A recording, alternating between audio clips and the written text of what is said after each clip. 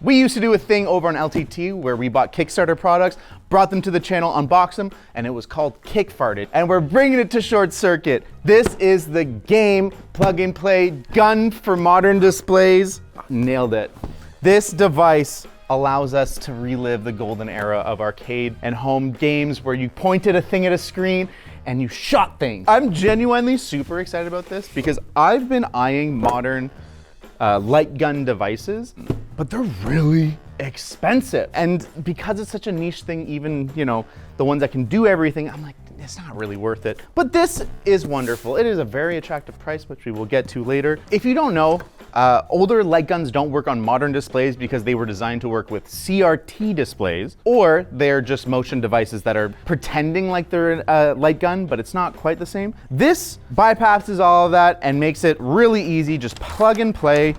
You get going, you got a gun in your hand, and boom, you're playing freaking Time Crisis like it's 1997, baby. I don't know when Time Crisis is from. Is it from 97? Doesn't matter. I got a gun.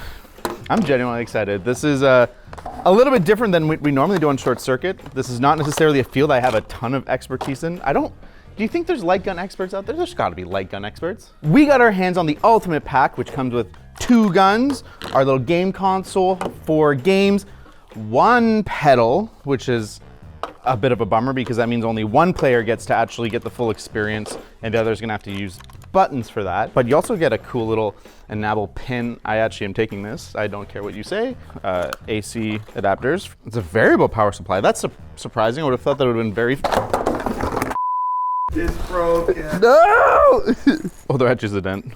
Not that bad. The USB is about 20 watts. So that gives you an idea of the power of this console, because that's sort of one of the defining features of this ecosystem is you can only play the games that are on this little console, which is currently 4 games from before the time of nice graphics. I mean, they're very charming graphics. It's a little bit disappointing that I can't just plug these into a bunch of different game consoles and PCs and have it work, but it is understandable. What is not understandable, unless I specifically show you, is whatever the heck else is in this box. Yo, a little acrylic gun with a vinyl sticker on the back. That's fun. In Japan, the guns are actually this color, but because of gun laws in other countries, we get these blue ones, which is fine. I'm used to this as like the arcade color, so it doesn't really bother me. Although, it would be nice if these were 2 different colors. Like have one orange, 1 blue. There's just a bunch of this acrylic stuff, hey? Whoa, it's a diorama. That is just genuinely cool, and I am taking this home to put in my garage. I'm genuinely stoked. Outside of that, inside the box, we have a USB-C, an HDMI, and then this quick start guide that is kind of cool. It makes me nostalgic for the era when we actually had instruction manuals in our games. Ooh, this is pretty cool. Here's a little QR code you can use to get the files to 3D print holsters for this. That's a really cool little touch. Instead of selling them as accessories for the kit, you can just make them at home. That's great. Next we have our quick start guide. I will keep this around because I have a feeling calibrating these guns might not be as intuitive as I think. We've unboxed everything, but we haven't talked about the main pieces of meat. We got our pedal, which is a plastic construction, which is a little worrisome. I lived through the Rock Band 2 era where the plastic pedals were breaking all the time and Harmonix would have to send you a new metal pedal. This feels more solid than those original ones, less solid than the metal ones. There's a little bit of kind of sway side to side, but unless you're stomping on this really hard, I think this has a fair bit of life to it. The gun itself, the shape is wonderful. This feels very familiar, very nostalgic for the arcade light gun games. No complaints about that. There's no mechanism for this big piece of plastic to do the recoil, so I'm guessing it's just a little motor on the inside, which leads me to believe this is not gonna be the most exciting recoil. On both sides, we have 2 buttons. Those feel fine. On the top, we have an orange piece of plastic. I'm not sure what goes there. And then a switch to turn our recoil on and off. On the front, Stop. it's not a real gun. On the front, we have our camera, which is the main piece of technology and why this works, and also why you are not going to be turning off the lights in your room while you game. I like to have my room dark when I game, but this is such a physical experience, it doesn't bother me the same. I'm not as immersed into these kinds of light gun games, especially these early ones that I'll be playing. One really nice thing is that the guns and pedals seem to have a very long cable. It says 4 meters for the guns, and that's great because That means you can have the console right by your TV and you can kind of get some distance. You could presumably use a screen up to 150 inches, like a projector screen. That'd be something. They also recommend to not have any other screens around because it might confuse their systems, their screen detections, there might just be all kinds of interference.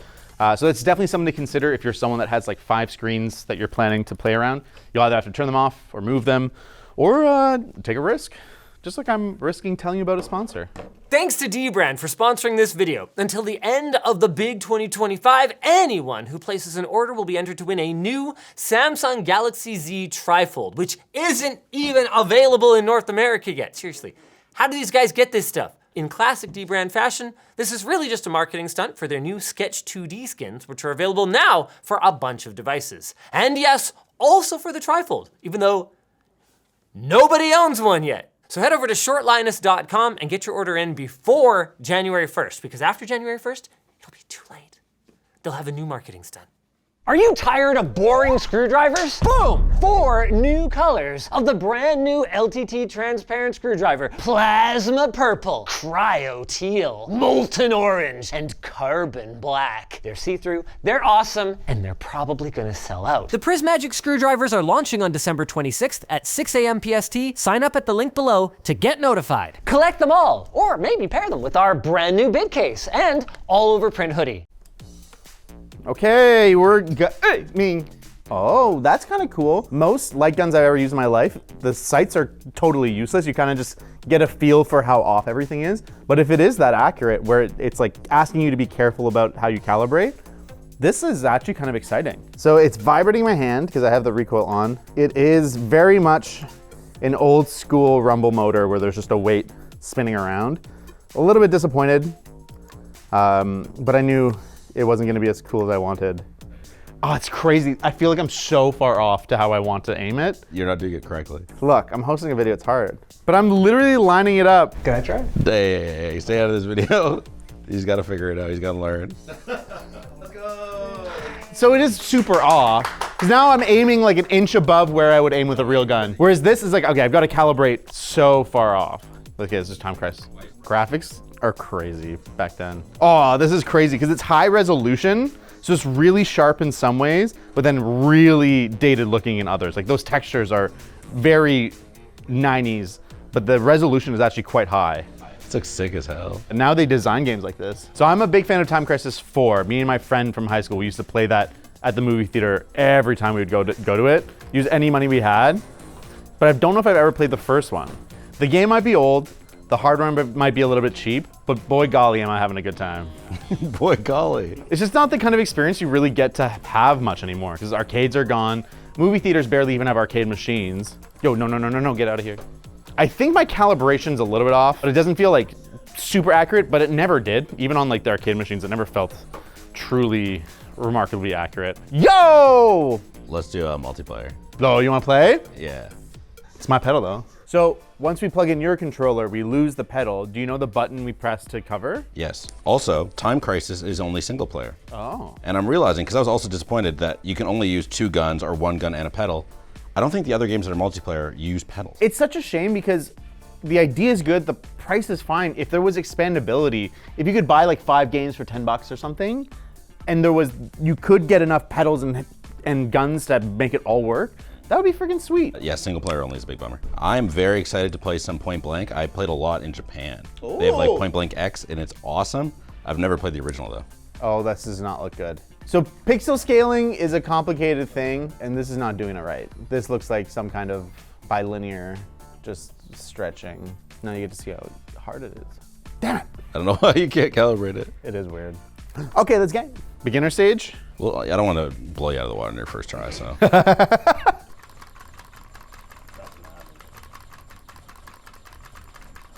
No. I gotta say, already, this is pretty fun. It's super fun. It's genuinely like a great little product. The quality is good enough. It's just only 4 games is such a bummer. Mm-hmm. I think it's not super accurate, but I mean, you're doing better than me, so maybe it's just me sucking. It just doesn't feel super tight to me.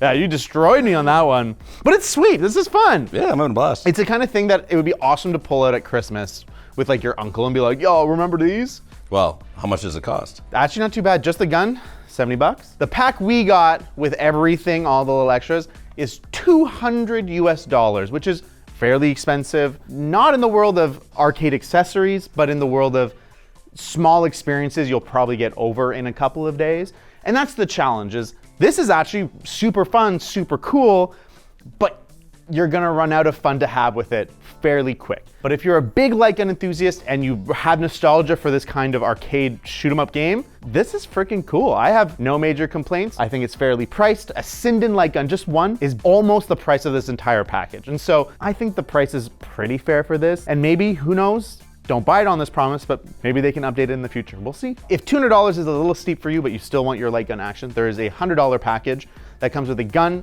and one game with currently no way of upgrading past that one game. That's a huge bummer. I know that there's a licensing fee for each game that they have with the console, but 4 is already a small amount, so to trim it down to 1 seems a little bit silly.